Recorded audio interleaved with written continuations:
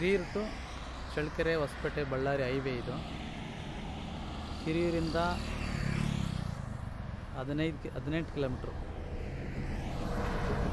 Highway attach. 2 ಎಕರೆ ಜಮೀನು. Layout ಮಾಡ್ಬೋದು, ದೊಡ್ಡದೊಂದು ಹೋಟೆಲ್ ಮಾಡ್ಬೋದು. ರೆಡ್ ಸಾಯಿಲ್ ಇದೆ, ತುಂಬ ಚೆನ್ನಾಗಿದೆ.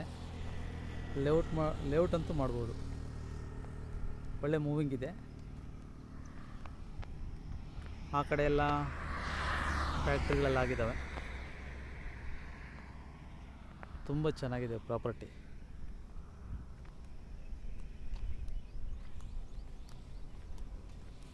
ರೆಡ್ ಸಾಯಿಲ್ ಇದೆ.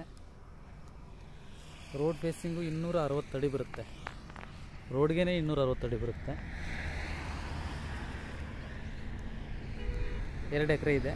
ತುಂಬ ಚೆನ್ನಾಗಿದೆ ಪ್ರಾಪರ್ಟಿ ಮಾತ್ರ.